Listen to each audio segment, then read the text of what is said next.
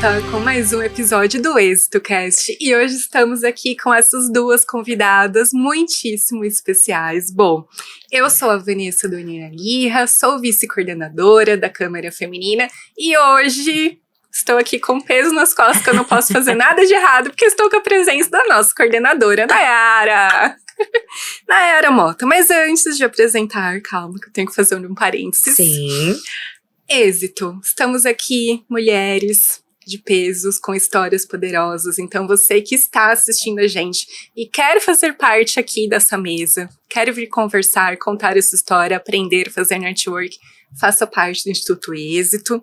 Temos alguns agradecimentos especiais antes de começar. Estamos todas muito mais belas e radiantes, graças aos nossos patrocinadores do OS Hair, que fizeram toda essa produção para nós hoje. Muito obrigada. E, além de atuar como vice-coordenadora da Câmara Feminina, eu também sou responsável pela finca própria. A finca própria... Vamos brindar, então? Vamos começar brindando. Simone não bebe, mas ela vai beber água. Brinda com Saúde. água. Saúde. A amizade. A amizade. A finca própria, para quem tiver a curiosidade de conhecer, ela fica lá em Mendoza, na Argentina, e a gente oferece o privilégio de você ter o seu próprio vinho e o seu próprio vinhedo. Mas sem mais delongas, vamos às apresentações. Estou aqui com Nayara Mota, fundadora da Oncolife Care e coordenadora da Câmara Feminina e da Câmara de Diversidade e Inclusão aqui do Instituto Êxito. Bem-vinda, Nayara. Obrigada, Van. Oi, gente. Que bom que você veio. Eu fico feliz com o convite. Estamos aqui também com a Simone Araújo. Simone, muito obrigada por ter vindo. A Simone é fundadora da Somos Plural, consultoria em diversidade e inclusão. Elas já me contaram aqui algumas coisas nos bastidores, mas já tenho muitas curiosidades aqui. Quero entender melhor qual que é a atuação da Oncolife Care, qual que é a atuação da Somos Plural. Mas primeiro, assim, para situar quem está assistindo a gente. Como que vocês estão fazendo o que vocês estão hoje? Qual foi a jornada que levou? Era o sonho da vida de vocês de criança? Ou foram acontecendo as coincidências da vida e aqui estamos? Quem quer começar? Quer começar, Sim? Bom, o meu histórico é em esporte, né? Eu faço esporte desde os 10 anos, eu sou capoeirista, já sou capoeirista há quase 30 anos, já faço crossfit há mais de 10 anos, sou formada em educação física e fisioterapia, minha pós-graduação também é nessa área e eu atuo nessa área. Eu morei 15 anos na Europa e voltei para o Brasil há quase 10 anos, e eu acho que nesse processo de volta, o contexto pelo qual eu voltei para o Brasil foi muito diferente pelo qual eu saí. Eu cresci numa comunidade carente em Goiânia, então cresci numa favela, com índice de pobreza muito, muito baixo, então a vida era muito difícil. Quando eu me mudei para Londres com 18 anos, eu retornei para o Brasil depois de quase 15 anos, inserida num contexto social muito diferente, né, com condições financeiras muito diferentes. Então, eu me assustei um pouco com a realidade do Brasil, com a questão racial, mas outros recortes, né, com a situação da mulher no Brasil, e eu acho que esses 15 anos na Europa, eu consegui aprender muito, eu viajei vários países, então, mesmo trabalhando com esporte, hoje eu pude me dar o luxo de partir para uma área que para mim tem princípio, é uma área que eu vivi e que eu tenho vários amigos que vivem, e eu acho que a falta de diversidade e inclusão no Brasil é um problema real, então eu trago como experiência, bagagem sério, de vida, né? E que eu acho que eu tenho muito a acrescentar, né? Pela minha história de vida, então, partindo desse princípio, eu sempre quis trabalhar com impacto, eu sempre quis devolver um pouquinho, eu acho que para o mundo, porque eu acho que a vida foi muito boa para mim, apesar de um começo difícil, a vida foi muito boa para mim, então eu sempre quis trabalhar com questões que pudesse ter impacto social, então é isso que eu faço hoje, foi assim que eu cheguei onde eu estou com a Somos Plural. Que incrível, já tenho muitas perguntas na sua fala, mas calma. E eu quero pontuar, Van, que a Simone, ela me ensinou muito, foi uma das principais responsáveis aí de me ensinar sobre a questão dos privilégios da branquitude, de qual é o meu posicionamento diante a inclusão e a diversidade, qual é o meu posicionamento, por exemplo, na luta racial também, né, a importância de todos nós estarmos engajados contra Na verdade, a Simone sempre fala pra mim, não adianta você ser antirracista, você precisa… Se você não faz nada, né? Exato, você tem que realmente estar na luta contra o racismo, né? Se posicionar, mostrar que realmente você é um aliado contra o racismo. Então, só pra pontuar que a Simone, ela me ensina muito, né? E são situações que acontecem diariamente, né? Total. Se a gente prestar atenção em nossa volta, existem inúmeras situações, mas calma, vamos segurar essa pauta. Que nem o Jack Stripador, vamos por partes. Vamos por partes. O que é Oncolife Care? Boa, Van. Então, você perguntou, né, como que a gente chegou onde a gente chegou. Sim. A minha formação é eu sou engenheira de petróleo. Meu Deus. Então, assim… Nossa. Sou engenheira de petróleo, eu atuei durante alguns anos aí na área, né, e o meu foco era mais voltado para a parte acadêmica, então eu sou mestre em engenharia química pela USP, mas eu acabei abandonando, né, essa vida, porque o meu pai, ele foi diagnosticado com câncer, e desde o diagnóstico até o falecimento dele foram 8 meses de muitos desafios, né, nessa jornada oncológica. E quando ele faleceu, a minha vida mudou completamente, que eu era muito apegada ao meu pai, e ele sempre falava pra mim, minha filha, seja feliz, independente com quem, independente como, independente onde, mas seja feliz e nunca se esqueça disso, né? E eu percebi que eu não me encaixava na engenharia. E aí eu fui empreender na área do mercado financeiro, então eu também sou economista. Mas, em 2022, eu tenho uma amiga, que ela é enfermeira oncológica e já atua na área há alguns anos. Ela veio com uma necessidade de querer fazer alguma coisa, tanto pelos pacientes oncológicos quanto os profissionais, né? E eu tenho a visão do familiar do paciente oncológico. Sim. Então a gente uniu forças para conectar de uma forma mais acessível, mais fácil, mais prática e mais rápida profissionais especialistas em oncologia, não só o médico oncologista, mas também com os pacientes e familiares desses pacientes oncológicos. Porque hoje a gente tem 500 mil de novos casos todos os anos, é uma crescente, daqui a 2 anos a gente vai bater quase 800. 500 mil de novos casos. 500 mil de novos casos todos os anos. Para apenas um pouquinho mais de 3.500 médicos oncologistas. Então a Oncolife, ela vem para mostrar a importância da equipe multidisciplinar, de nutricionistas, de psicólogos, de fisioterapeutas, de sexólogos, né, de toda essa equipe multi que trabalha em conjunto para a jornada do paciente oncológico. Então, e da família, né? E da família. A família faz parte do processo e acaba ficando doente junto. Exatamente. E são profissionais especialistas, né? Nutricionistas normais, assim, fora da parte oncológica, não vai saber lidar com o paciente oncológico, porque as necessidades são outras. Então, a Oncolife, ela faz esse trabalho dessa conexão e a gente forma uma grande rede de apoio aí para os pacientes oncológicos e para os familiares, coisa que eu não tive quando meu pai ficou doente. Então a Oncolife é o meu nenenzinho que me brilha os olhos e nunca imaginei que eu iria trabalhar com câncer em algum momento, que eu sempre fugi da área da saúde. Mas são as surpresas da vida. São as surpresas da vida e hoje eu não abro mão. Então, pra quem tá assistindo, que conhece alguém que tá passando por isso ou está passando por isso na sua família, tem que acessar aonde? Isso. É um site? É um Instagram? Você pode acessar a nossa plataforma digital, que é app.oncolifecare.com.br. Faça o seu cadastro, você já vai encontrar os profissionais especialistas lá. Nós já temos 40 pessoas cadastradas na plataforma que estão prontas para te receber, tanto você quanto sua família. E se você é profissional especialista em oncologia, você também vai lá, se cadastra, porque a gente precisa de você para continuar essa transformação no mercado oncológico.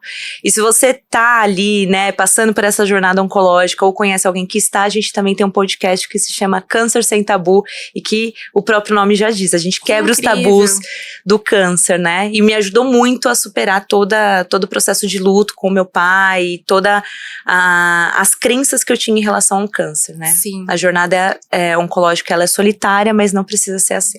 Isso é muito legal, porque para quem tá assistindo a gente e talvez tá insatisfeito com o trabalho, não sabe por onde começar, fala, nossa, eu vou ter que inventar a roda. Às vezes, né, a gente passa por uma situação e você enxerga um problema, uma necessidade do mercado e cria um novo negócio. Exatamente. Que dá super certo, né? Você entendeu um nicho do mercado que não tinha ninguém cuidando, organizando. Você, boa líder que falou, não, daqui que organiza isso daqui.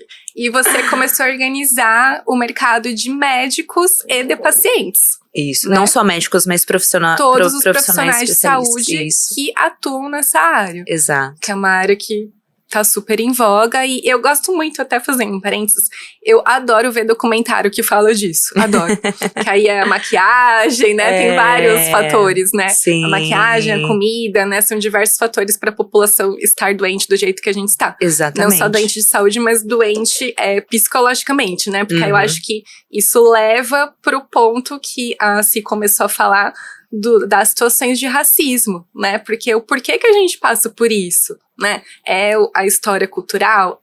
Mas já se fala tanto sobre isso e a necessidade da gente continuar falando. Por que você acha que existe essa necessidade latente da gente ter que ficar falando sobre isso? Por que você acha que as pessoas não aprendem?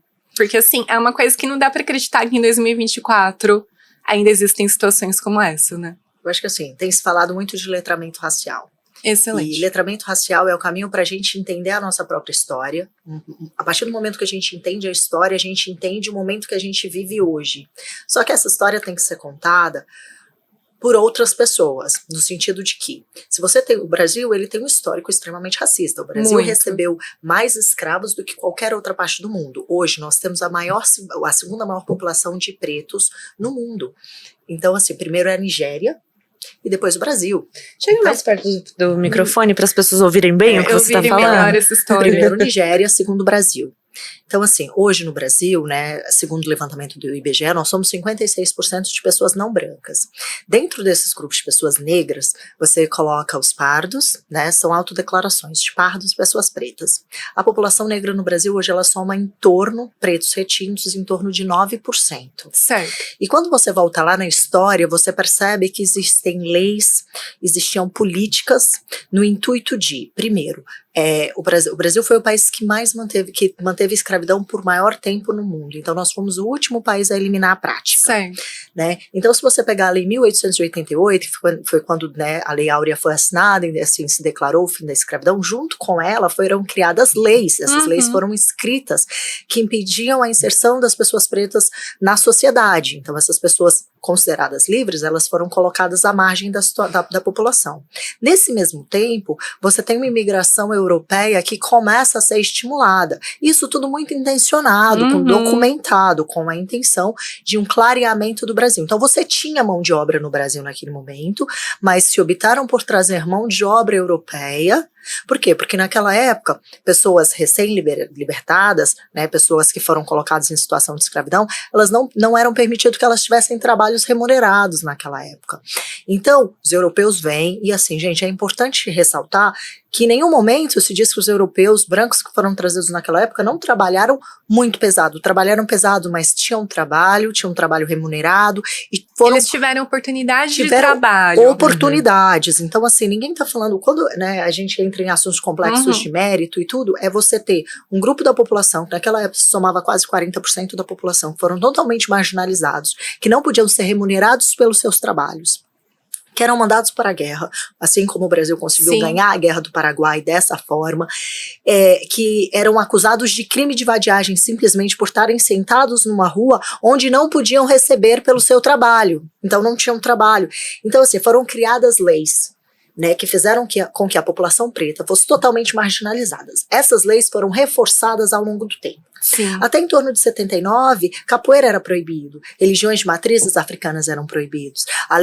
Criaram uma lei anti-mendigagem. Essa lei, ela existe até hoje, ela não é colocada em prática, mas essa lei, ela foi criada com o intuito de que todas as pessoas que fossem pegas em situação de mendigagem fossem presas. Elas passavam 30 dias condenadas, e ainda existe no Código Civil. Ela não é mais uma lei atuante, então removê-la do Código Civil seria um ato mais simbólico, então por isso nunca foi feito. Então, assim, muito se foi feito para impedir que o preto fosse recolocado na sociedade com o mínimo de dignidade. E pouquíssimo, quase nada foi feito até os dias atuais como reparação histórica. Sim. Então nós temos pontos de partidas diferentes. Então nós temos os brancos tendo um ponto de partida, nós temos os pretos tendo outro. Mas a expectativa da população é que todo mundo chegue no mesmo ponto com a mesma rapidez e com a mesma eficiência, só que as oportunidades não foram... Os caminhos são diferentes. Exato, as oportunidades não foram dadas de forma igualitária para todo mundo. Então, essa falta de entendimento da história real da população brasileira, até hoje a gente fala de descobrimento. Como que você descobriu um lugar onde já tinha índios? Sim. O que você fez? Você chegou e pediu para os índios saírem e falou assim, olha, se esconde ali porque eu falei para minha tripulação que eu estou descobrindo isso aqui. Então você não pode estar aqui no meu descobrimento.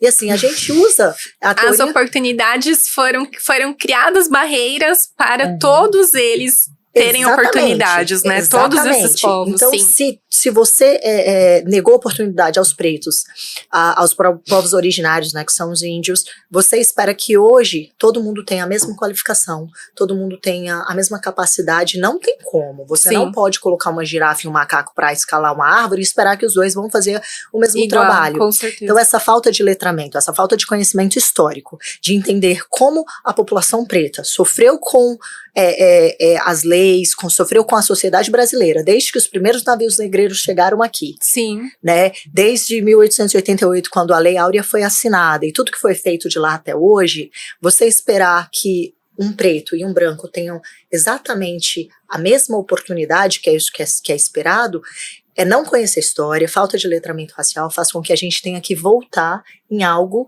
que não deveria ser mais discutido. É que o que deu origem ao racismo, gente, foi uma teoria de que o preto era inferior às pessoas brancas. Essa teoria ganhou poder na Europa. Porque, muito triste por uma questão isso, né? geográfica, social, né, religiosa, e principalmente por características físicas, se desenvolveu a teoria de que pessoas pretas eram mais próximas dos macacos do que de pessoas brancas e civilizadas como os europeus se entendiam naquela época. Isso é um absurdo. Com base nisso, hoje, em pleno século XXI, nós temos pessoas que acreditam nessa teoria. Que as pessoas que acreditam, seja por motivos religiosos, porque existem teorias, né, que acreditam que Deus tem os seus preferidos e assim colocaram pessoas brancas nessa lista de preferido e os pretos não, ou por uma questão de evolução, que como foi defendido durante muito tempo na Europa, a gente ainda trabalha com base de que o preto é como se fosse uma raça inferior às pessoas brancas. E se a gente não fizer uma reparação social do que foi feito lá atrás, é muito difícil a gente conseguir corrigir agora o presente e mudar o futuro. Sim, e aí eu te pergunto, que eu acho que você vai fazer uma ponte com a sua atuação, né, a sua empresa, o que você faz. Então, assim, eu gostaria que você explicasse para quem está assistindo a gente, como que você atua hoje, uma pessoa que está precisando de uma oportunidade, se ela vai te procurar, o que ela faz, o que você oferece, como que você ajuda, e fazendo um recorte na sua fala, quem não teve aula de história, foi uma aula de história agora, né? Quem faltou, então acho assim, eu fico indignada, porque assim, hoje a gente tem tanto acesso à informação, né? Se a pessoa não gosta do jeito que a escola ensina, né? O êxito, né, o objetivo do êxito é promover a educação, o acesso à educação. Então, poxa, eu não gosto do jeito que a escola ensina. Pesquisa na internet, né? Tem tanto vídeo ensinando. Eu acho que você falou duas palavras fundamentais, que é a questão do letramento, que eu acho que a gente ainda precisa explicar o que é o letramento, né? E como que todos nós somos responsáveis por isso. E a questão da equidade, né? Porque equidade é justamente isso que você acabou de explicar, né? Não necessariamente as pessoas vão sair de casa e vão pegar o mesmo caminho, né? Existem, uma grande parte da população tem um corta-caminho. Né? E como é que você vai dar a mesma oportunidade, né? Você vai colocar lá, falando de empregos, como é que você vai colocar duas pessoas com histórias diferentes para concorrer à mesma vaga, né? Sim. Aí a gente entra na parte da equidade. Mas eu queria que você fizesse um recorte para sua área de atuação, para a gente voltar para a Nayara e entender essa sinergia que vocês têm juntas. Então, hoje dentro da Somos Plural, a Somos Plural, ela começou como uma plataforma de diversidade e inclusão. Então, qual é o nosso objetivo? É fazer com que o consumidor final, com que a sua sociedade civil seja engajada nas questões de diversidade e inclusão. Por quê? Porque todo mundo tem voz. Hoje em dia as informações voam. Então, se você pesquisar um pouquinho mais, a gente já conseguiu essa consciência na questão ambiental, né? Hoje em dia a gente está um pouco mais preocupado de consumir produtos onde a marca seja minimamente comprometida com questões ambientais. Então, a gente quer trazer essa mesma consciência para as questões sociais. sociais, né? Então, eu não digo que você precisa ser 100% engajado com o social, mas se você puder escolher marcas e empresas que sejam engajadas com questões sociais de diversidade e inclusão, esse seria o caminho. As empresas escutam os seus consumidores. Sim. Então, se eu conseguir pressionar a minha empresa para dizer assim, olha, quem você está contratando? Seu time está diverso? Quantas mulheres você tem na liderança? Quantos pretos você tem na sua liderança? A empresa, ela vai te ouvir. Então, esse é o caminho mais fácil. No caminho que o Brasil está atualmente, 100 anos para a questão de igualdade de gênero e mais de 200 anos para a gente chegar a gente até respira, né? Um parâmetro minimamente, não é igual, mas minimamente aceitável na questão racial. Caramba. Então, assim, esse é um caminho que a gente pode encurtar se a sociedade civil se engajar como um todo. Então, a Somos Plural, ela leva informações relacionadas à diversidade e inclusão. Então, hoje a gente está terminando de desenvolver um aplicativo e um website onde você consegue acessar essas informações. Então, você pode jogar a empresa X e a gente consegue te dizer quantas mulheres, quantos negros, quantas pessoas LGBTQIA+ existem dentro daquela empresa e quantos PCDs. Você organizou todos esses dados. Isso. Então, hoje, se a gente quer pesquisar um produto, eu quero comprar arroz. Mas eu quero descobrir se a empresa que fabrica e produz o arroz, se ela atua bem na área da diversidade. Aí o seu site, o Somos Plural, tem essas informações, é um guia. Isso, a gente está finalizando isso, para que seja um guia rápido de busca para as pessoas começarem a tomar decisões mais pautadas em questões que realmente importam. Conscientes. Que são as questões, exato, que é a questão de diversidade na nossa sociedade. E a Nayara faz comigo, a gente faz um trabalho de consultoria para empresas, no qual a gente fala, né, dentro desses recortes, não só no recorte racial, a gente também trabalha no recorte de gênero, de LGBTQIA+, PCDs. Então, a gente ajuda as empresas a desenvolverem políticas eficientes na questão de diversidade e inclusão. Mas, mais do que isso, além de levar o treinamento, porque o que acontece? Muitas vezes você consegue contratar pessoas de perfis diversos, mas contratar é só o começo. Se o ambiente que essas pessoas vão ser inseridas não estiver minimamente preparado, isso é fundamental. Para receber essas empresas, para receber essas pessoas não vão ficar. Então, o seu nível de retenção vai ser extremamente baixo. E essa falta de retenção, ela é ruim tanto para a empresa, que não consegue reter esses talentos, quanto para as pessoas que aplicam para essas vagas. Sim. Porque você mina a autoestima de pessoas que geralmente já vai para o mercado de trabalho com autoestima mais baixa. Então, o nosso objetivo... E as empresas não estão preparadas, né? Eu vivi isso numa das empresas que eu trabalhei. Chegou um determinado momento que entrou em vigor uma lei que você tinha que ter um percentual de funcionários PCD. Muito bem, muito bom. Contrataram os funcionários. Só que a empresa em si não era nada preparada. Então, a porta do banheiro não era. O vaso sanitário não era. Para a pessoa entrar no elevador, não era. Para a pessoa ir almoçar, não era. Então, tinha um refeitório. Para a pessoa pegar a comida, era alto, né? Para o cadeirante. Então, assim, não foi pensado na jornada dessa pessoa, não foi pensado, não foi adaptado. E, de repente, as pessoas estavam lá. E era uma situação totalmente constrangedora para todo mundo, porque aí todo mundo tinha que ficar ajudando. A pessoa, ela não é incapaz, né? Sim. Ela quer fazer as coisas sozinha. Então, cria um problema muito maior, né? Até essa empresa, ela tinha fretado, né? De levar os funcionários. O ônibus não era adaptado. E o motorista do fretado tinha que carregar a pessoa no colo.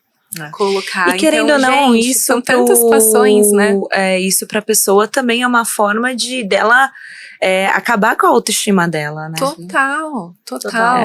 A falta de preparo das empresas, porque assim, você criar um ambiente de diversidade não é o seu maior obstáculo.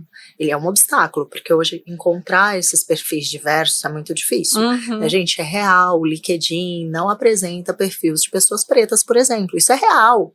Isso é fato. O algoritmo do LinkedIn não divulga perfil de pessoas pretas. Isso é sério? Vagas de trabalhos, dependendo do tipo da vaga, não chega para um perfil de pessoa preta.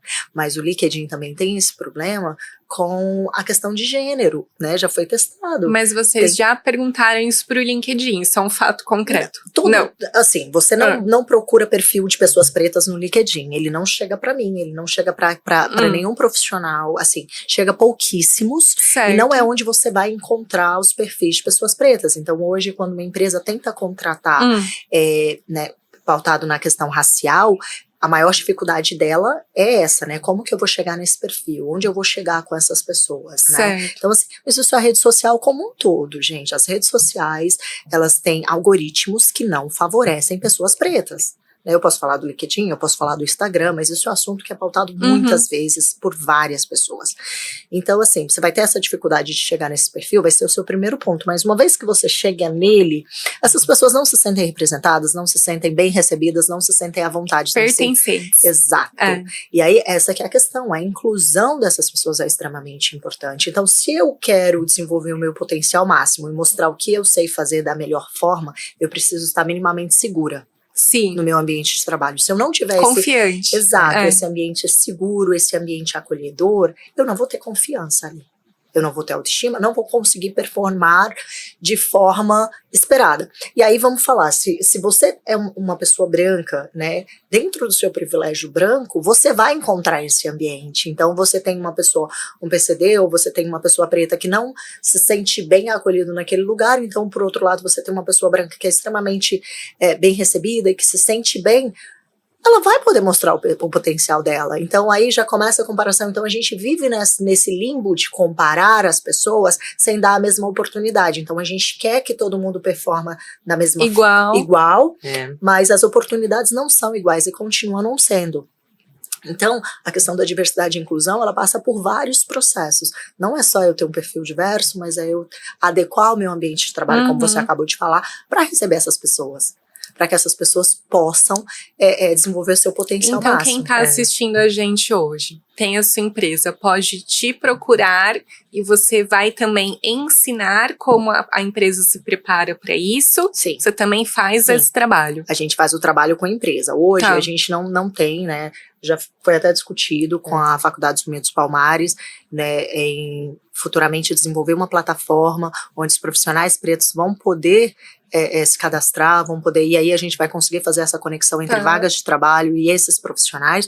Essa plataforma ainda não está funcionando. Nesse momento, a consultoria que a gente presta é realmente para empresas, né? Então, é ajudando as empresas a desenvolver políticas de diversidade e inclusão que sejam realmente efetivas, que funcionem, e levando treinamento, e levando um pouco de conhecimento para aquelas pessoas. Porque, assim, gente, conhecimento é a chave. Sem conhecimento, não adianta eu falar que somos todos iguais, né? A gente tem que passar pelo letramento racial, a gente tem que entender por que a gente está no cenário atual. Sim. Entendimento faz com que a nossa cabeça abra um pouco mais e eu passe a entender e ver de forma real o cenário atual e por que ele é assim. É enxergar, né? Porque Sim. às vezes também eu tenho esse sentimento que muitas situações acontecem porque as pessoas não foram bem educadas para isso, né? O que você falou, educação e conhecimento. As pessoas fazem errado sem saber que estão fazendo errado. A grande maioria. Sim. E aí, se você não... É igual a gente falar uma palavra errado, né? Se ninguém corrigir a gente vai falar aquela palavra errado o tempo todo, né? Então alguém precisa de cutucar e falar, você falou errado, né?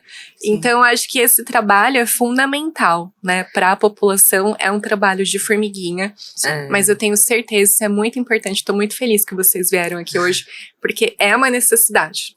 E eu posso fazer uma contribuição, Van? Que você falou, né, um trabalho de formiguinha e que a gente sempre tem que estar ali falando de novo para a pessoa, mas tem algumas pessoas que realmente já sabem e não querem. Sim. Né? Então, e como lidar. Exatamente. E aí eu acho que vale a pena pontuar algumas coisas, porque algumas vezes eu acabei presenciando situações racistas acontecendo na minha frente. E eu paralisei. Isso é excelente. Como que a gente reage? Exatamente. Né? E eu paralisei. E aí, nessas vezes, eu ficava assim, o que eu faço? Eu explodo, vou lá, me intrometo ou não, né, qual é o meu posicionamento? E aí, eu sempre ligava pra Simone e falava, eu presenciei uma... A Simone é a sua mentora. É a minha mentora. Eu falo, aconteceu uma situação como essa, e eu paralisei. não sei, eu não soube lidar. E aí ela fala, Ná, você precisa se posicionar. Porque quando você se posiciona, a pessoa que provavelmente está cometendo um ato de racismo, ela é branca. E quando ela vê que outra pessoa branca está se posicionando, e nessa luta contra o racismo, né, talvez ali ela te ouça. Porque se a pessoa preta que tá ali sofrendo ela vai te enxergar. Ela vai me enxergar.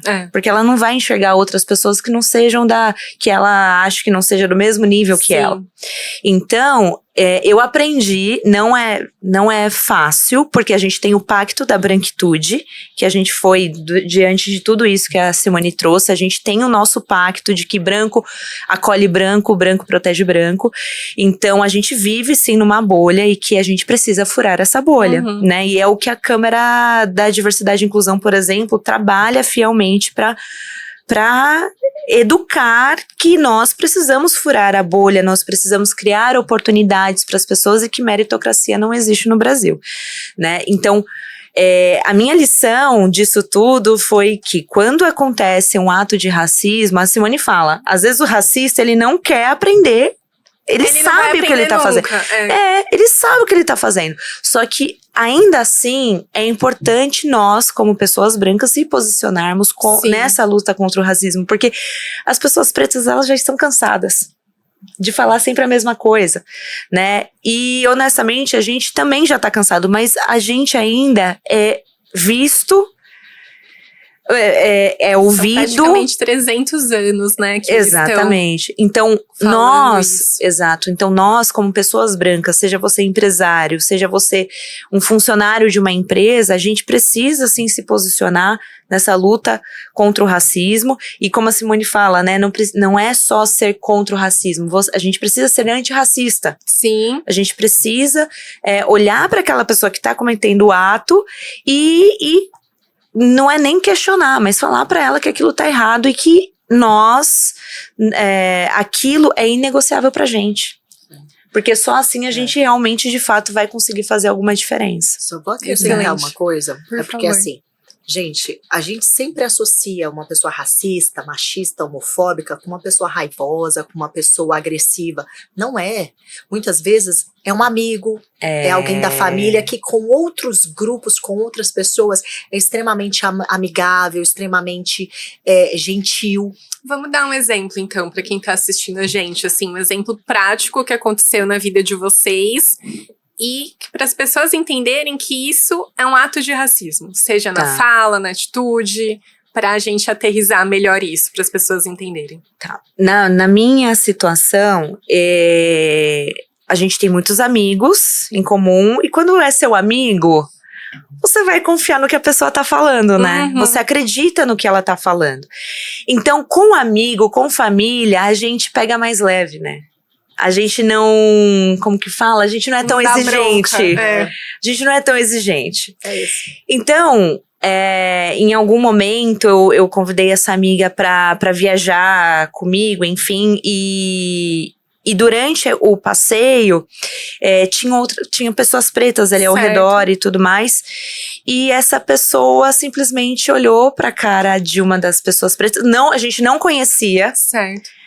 E pediu pra ela alisar o cabelo. Meu Deus. E falou que o cabelo afro dela seria uma dificuldade para que ela conseguisse um emprego. Meu Deus, piorou. Piorou a situação. E assim, desculpa te interromper, partindo do princípio que a pessoa não perguntou a opinião dela, exatamente, né? Ela saiu falando partindo do princípio. E assim, como a Simone falou, não é uma questão raivosa de falar assim, você precisa alisar o seu cabelo. Não. Ai, como você é linda. Nossa, olha que pele linda, essa sua pele preta. Olha que cabelo lindo. Mas se você alisasse, você ia conseguir maiores oportunidades. Meu Deus. Então assim, é que nem a Simone fala, é velado, é sutil, e aí quando a pessoa reage, né, fala assim, não, mas é meu cabelo, eu uso do jeito que eu quiser. E você tá sendo racista, porque foi o que a pessoa falou, você tá sendo racista. Eu não perguntei a sua opinião. Exatamente. Né? O que essa amiga falou? Não, mas não foi isso que eu quis dizer. Não, você me entendeu errado. Né? Quando eu cheguei, a situação já estava em um outro nível. E essa pessoa chegou para mim e falou assim, ai, olha como as pessoas são agressivas. a racista, falando pra mim, olha como as pessoas são racistas. Elas não sabem nem receber um elogio. Eu falei, mas que tipo de elogio? Não, eu falei que ela era linda, a pele dela é linda e não sei o quê. Mas eu só dei um toque nela, que o cabelo dela, se ela alisasse, com certeza ela iria conseguir mais oportunidades. Eu não sei se a menina que era uma menina, né, uma moça, tava comentando que tava desempregada, alguma coisa assim. Eu não sei qual foi o contexto ali, pra essa minha amiga, que hoje a gente já acabou se afastando, não falasse um negócio desse, né? Mas independente do que estava sendo a conversa, ela não tinha o direito. Então é uma coisa muito sutil. E normalmente... Tá muito intrínseco na nossa fala, Tá muito né? intrínseco Tipo na assim, nossa fala. Então é desde a pessoa não pergunta a sua opinião e você começa a falar sobre a estética e a parte corporal da pessoa, né? Porque aí a gente entra nos preconceitos, né, e racismos, tanto de LGBTQIAP+, tanto de pessoas que são contra pessoas obesas, que é uma doença, né, então aí você entra na estética, você entra no cabelo, você entra na cor da pessoa, são tantos absurdos, exato, né? E aí, quando você vai, e aí tem o que eu falei, o pacto da branquitude. Ou você se cala diante disso, porque é sua amiga, e aí você entra... O que eu faço? Enfia num buraco da vergonha. E fala assim, o que eu faço? Eu dou um esculacho e perco a amizade, ou eu tento ensinar, ou eu fico quieta. No caso, eu tentei ensinar, mas aí eu percebi que a pessoa não quis aprender. Então a pessoa ficou encontrando várias justificativas. Né? Exatamente. Ficou encontrando várias justificativas de falar assim, não, mas você não tá me entendendo, tá vendo? Por isso que é tão difícil. Nós... falando como se fossem seres superiores, nós... Ainda se colocou como vítima. Se colocou como vítima. A situação. Exatamente, nós, sabe? Fala qualquer coisa, hoje é tudo mimimi. Não é que tudo é mimimi. E não adianta. E aí a Simone fala assim, não adianta você ser reativa ao racista, porque não adianta, você só vai perder energia. Vai piorar, E é verdade, porque você fica ali debatendo com a pessoa e a pessoa cria...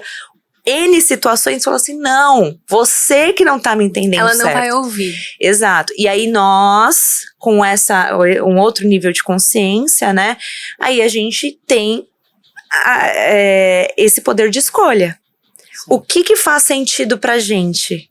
Quais são os nossos valores? Um valor pra mim é a diversidade e a inclusão? Então, por que eu vou continuar uma relação com essa pessoa? Seja no meu ciclo de amizade, seja no meu ciclo de trabalho, né? Por que eu ainda vou continuar dando oportunidades dessa pessoa estar comigo? Que é essa pessoa que deveria estar sendo excluída, né? Que é essa pessoa que deveria estar sendo excluída. Exato. Então, hoje, pra mim, é muito fácil. Né, a gente sempre fala das questões dos valores, tem muitos coaches aí na internet falando de você sempre ter essa percepção dos seus valores. Só que muito além de ter a percepção dos seus valores, você tem que ser valores inegociáveis. Sim. Se acontecer um ato racista com alguém que quem praticou, né, é alguém que você ama ou que você considera muito, o que é mais forte? A sua aceitação, o valor de aceitação social ou o seu valor de diversidade e inclusão? Excelente. Eu acho que isso tá no mesmo patamar de importância com o ato de violência e agressão. Sim. Né? Sim. Porque se você vê uma pessoa sendo agredida, você não vai discutir. Vai falar, a pessoa tá errada, né? Então é um assunto que não deveria ser discutido, você tá errado e pronto. Porque são todas agressões, né? Exato. São diferentes tipos de agressão. Você tem a agressão física, você tem a agressão verbal. Então são agressões e que fere, e que atinge as pessoas de forma negativa, muitas vezes no mesmo nível, entendeu? Então assim, e é aquilo que eu falei, nem sempre as pessoas que cometem atos racistas é uma pessoa agressiva, uma pessoa raivosa. Muitas vezes é uma pessoa que com você é uma pessoa extremamente amigável, extremamente sutil, respeitosa, mas que com outras pessoas, os conceitos e os valores dessa pessoa são extremamente preconceituosos, racistas, xenofóbicos, homofóbicos. Sim.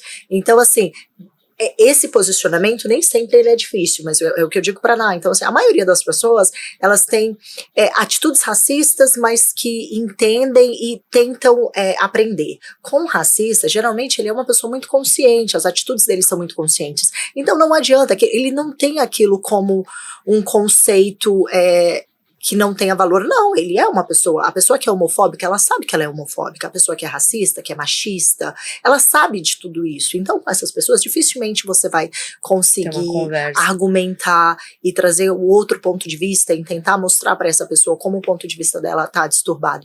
Então, assim, por isso é que eu sempre falo, uma pessoa racista, de fato, você não discute, você não tem como discutir. Uma pessoa machista também não, uma pessoa homofóbica também não, porque ela já sabe, ela tem esses conceitos enraizados nela. Então, assim, a nossa posição é que, eu digo muito, né, a sua responsabilidade é do tamanho do seu privilégio.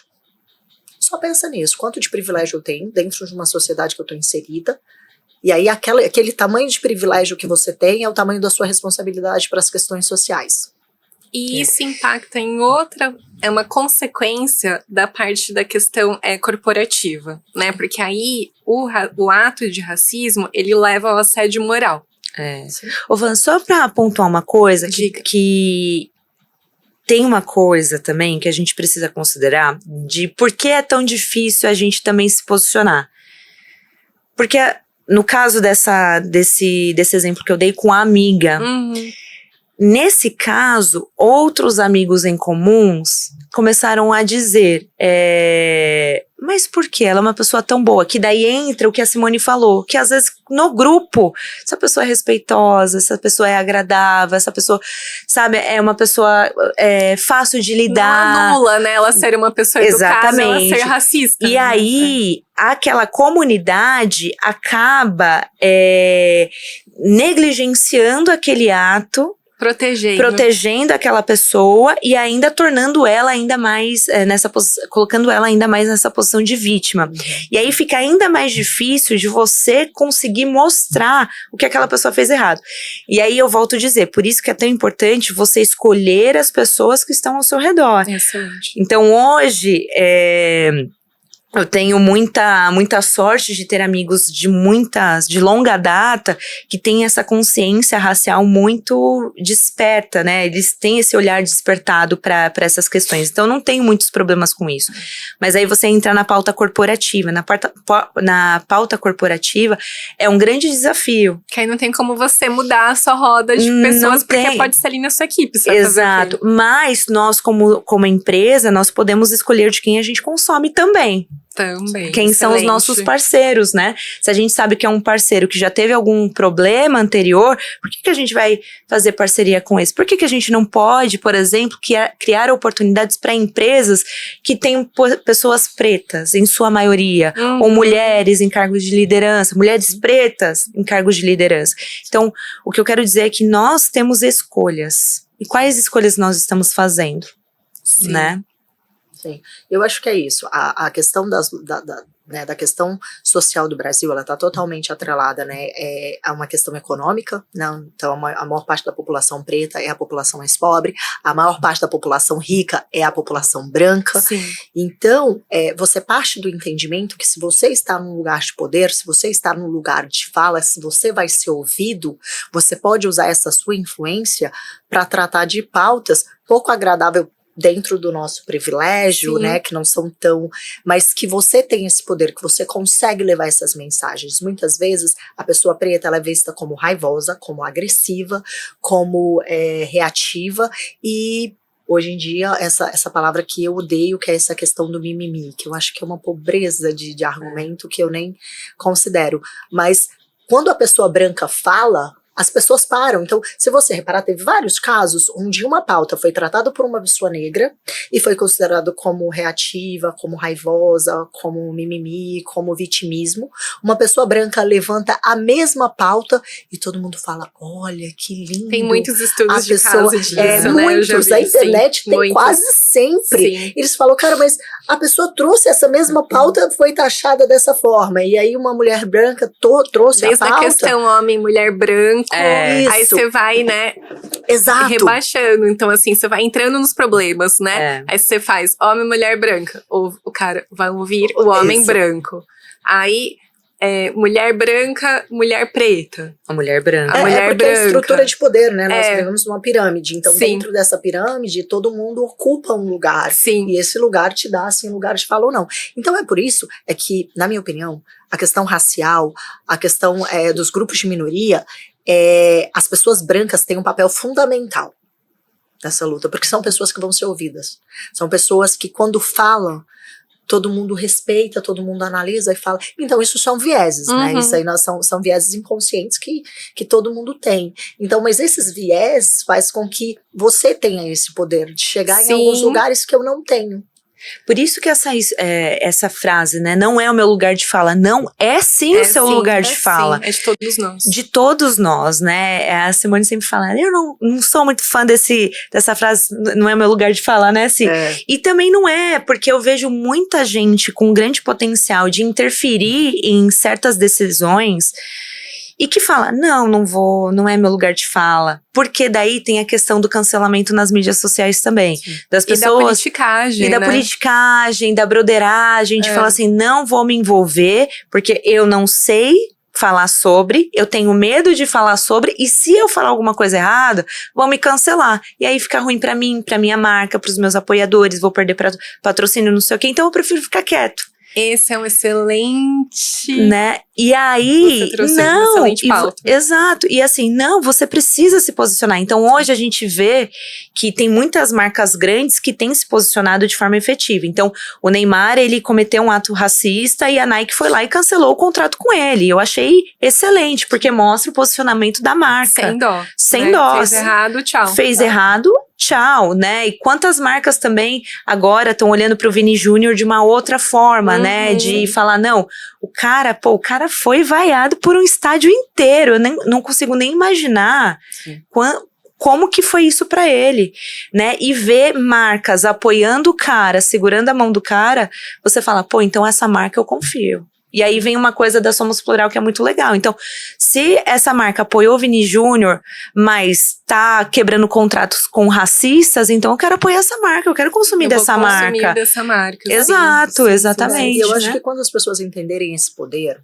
né, porque assim, você é de marketing, eu acho que você consegue explicar bem melhor do que eu. Por muito tempo a gente consumia às cegas, né? Sim. Parecia assim que a televisão induzia o seu desejo de consumo e você cegava e você ia embora meio que sendo guiado. Hoje em dia, com acesso à informação, eu acho que as pessoas estão começando a entender, peraí, meu dinheiro, minhas escolhas, né? Peraí, deixa eu ver, não é eu que preciso de você, a sua marca precisa do meu dinheiro. Então, peraí, o que você tá fazendo? Fala pra mim. Porque por muito tempo eu acho que o consumo foi guiado no sentido, você vai ter que consumir isso aqui, pronto, é o que você tem, você vai consumir, e a gente meio que aceitava isso como sendo uma verdade absoluta.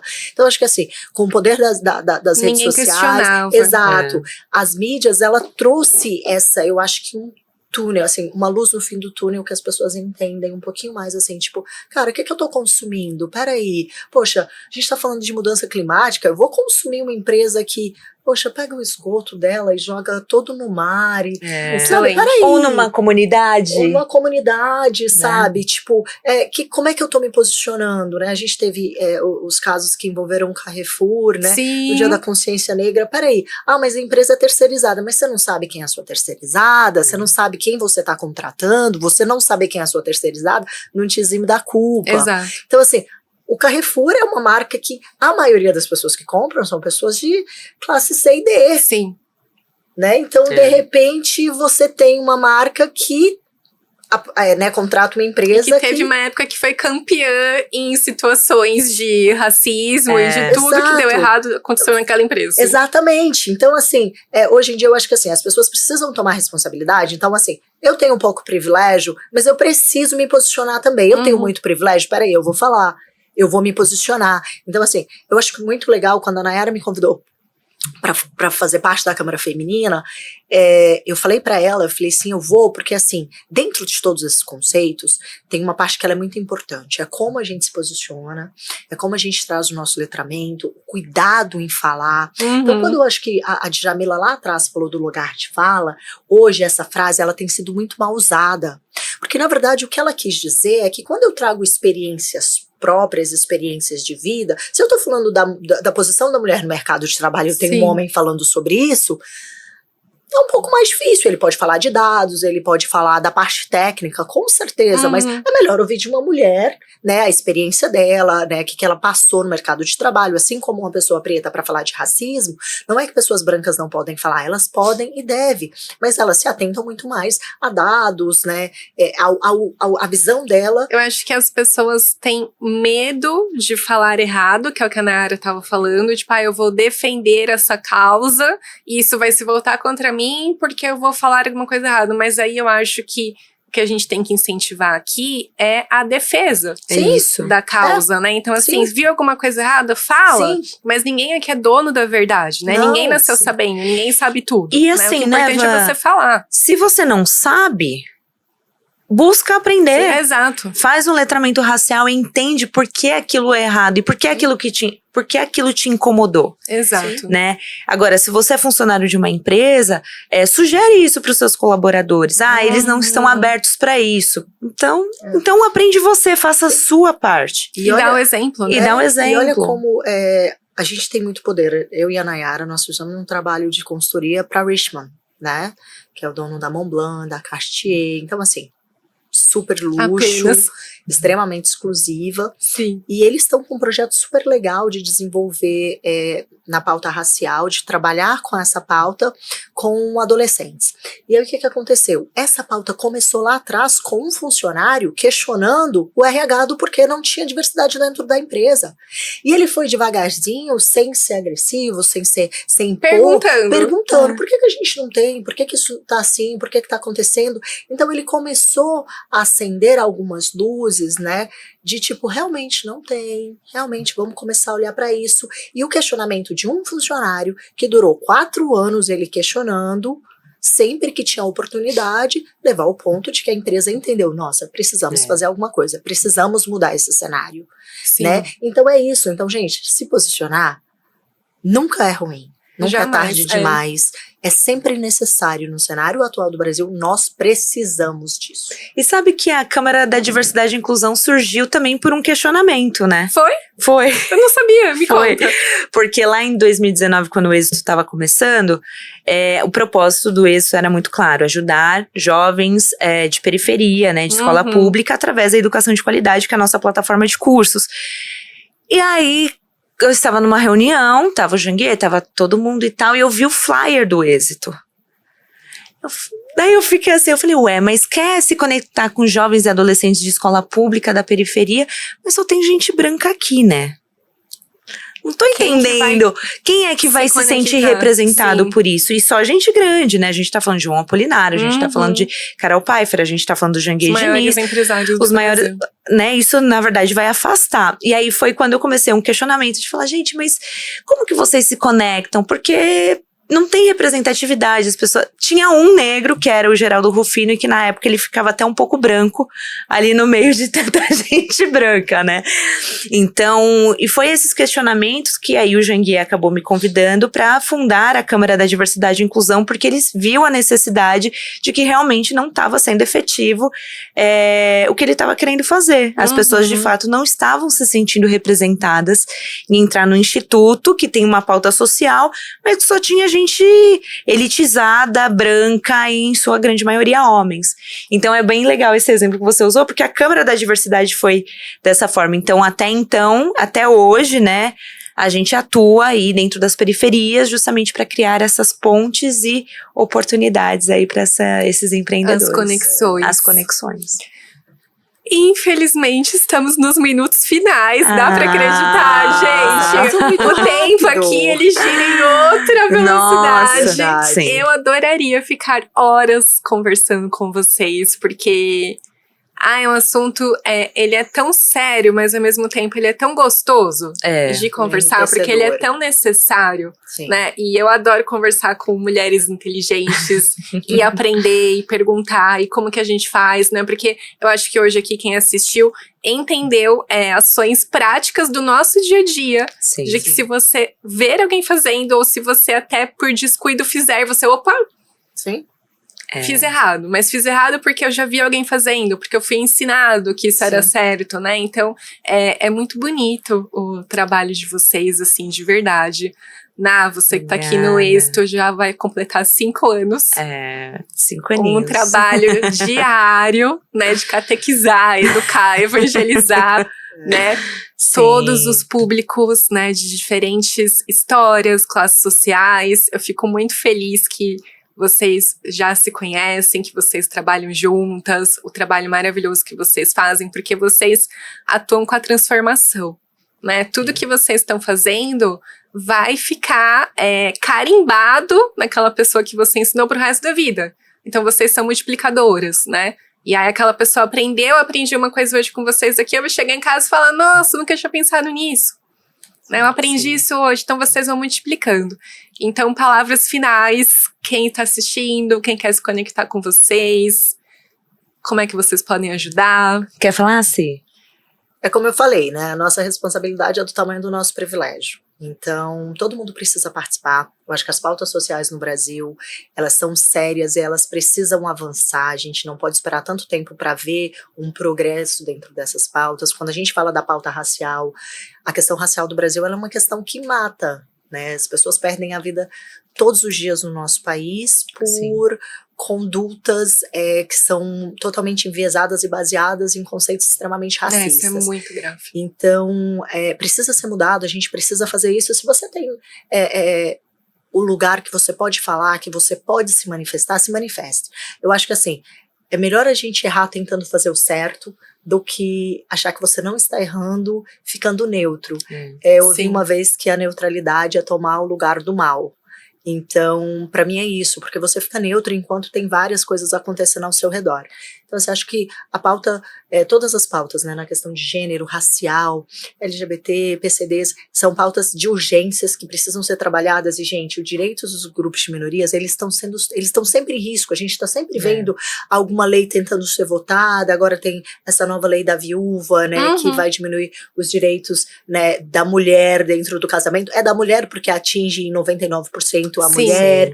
Nós temos leis tentando ser votada que diminui cotas, discussão de cotas. Então sempre, né, casamento entre pessoas do mesmo sexo, né, já voltou para a pauta no passado. Tá retrocedendo, né? Então assim, a gente sempre tem esse retrocesso. Então, se a luta não for diária e todo mundo participar, a gente vai ter um retrocesso real, porque essas pautas, elas são votadas. Existem pessoas que não concordam com elas e que botam leis e que estão no lugar de poder para votar para que essas pautas tenham retrocesso. Então, assim, é importante todo mundo participar, é importante a gente levar para a nossa comunidade, para a nossa família. É um assunto que afeta a vida de todo mundo. O Brasil é o país que mais mata mulher, é o Brasil que mais mata gays, é um país que mata preto. Então, assim, a gente mata pessoas de grupos de minoria. Sim.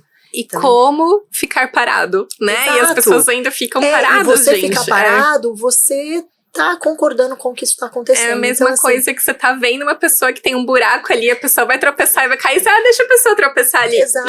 Façam alguma coisa. Então, assim, é uma briga de todo mundo tem que participar, porque isso afeta de forma direta a vida de todo mundo. Com certeza. Né? Então, acho que é uma questão que todo mundo tem que trabalhar dentro de si para começar a participar, para começar a ser mais ativo nessas pautas. Excelente.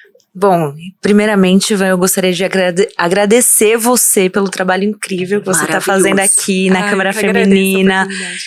Eu acho que a gente trabalhar a autoestima da mulher, né, principalmente mulheres da periferia, isso é extremamente importante para que a gente consiga construir um laço forte de uma rede de apoio e que crie oportunidades, e não só oportunidades de relacionamentos, mas oportunidades financeiras. E eu acho que a mensagem final aqui é que se você quer transformar, né, o mundo, quer fazer a sua parte, então consuma de pessoas que não têm tanta visibilidade quanto uma marca grande.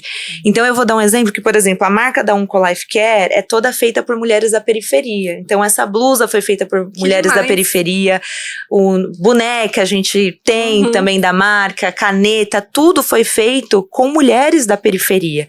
Por quê? Porque é um dos valores que a gente leva para dentro da cultura da empresa, porque já são meus valores pessoais e valores pessoais da minha sócia também. E é isso, assim, a gente precisa fazer o dinheiro girar onde não gira hoje, a gente precisa movimentar a economia, principalmente nesses lugares periféricos, então o trabalho que você está fazendo de empoderamento dessas mulheres é incrível, muito obrigada, Van. Obrigada, Eu que agradeço. E, assim, para finalizar, conheçam também os trabalhos que a gente tem feito aqui, né, com essas empreendedoras que são demais, e quero dizer que o evento da Câmara Feminina também só terá pessoas, serão contratadas serviços e Isso produtos excelente. de mulheres empreendedoras da Você vai periferia. fazer o festa de mês de aniversário dos seus funcionários. Poxa, ao invés de contratar uma doceria super famosa, Exato. contrata, né, da comunidade, pesquisa, né? Exatamente. Como é que eu chego nessa pessoa, né? Exato. Onde que eu pesquiso? Então, é muito importante esse momento aqui que o Êxito tá dando voz pra gente, porque é importante a gente ter voz, né? E o nosso papel, como a Simone falou, que as pessoas se sintam vistas.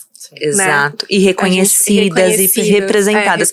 E uma coisa interessante, prometo que é pra finalizar, eu sou uma mulher branca, eu sou totalmente padrão, né? Branca, loira, dos olhos claros, mas eu me coloco, eu tenho tanto esse olhar para a diversidade que as mulheres da periferia, o grupo que a gente trabalha, o Momento Crescer, sim, às vezes elas olham e falam assim, né, eu me sinto representada por você. Olha só. E é aquilo que a Simone fala, né? Essa luta é de todos nós, então a gente precisa se posicionar, porque se tem gente que não é ouvido, nós que somos ouvidas, a gente precisa sim falar sobre essas questões. Que então, mais uma vez, parabéns. Parabéns pelo exemplo de vocês duas. Eu tenho uma surpresa pra fechar com o chave meu Deus! Pra finalizar com chave de ouro, um presente da Juliana Flores para vocês. Que vocês merecem por todo o trabalho maravilhoso que vocês fazem.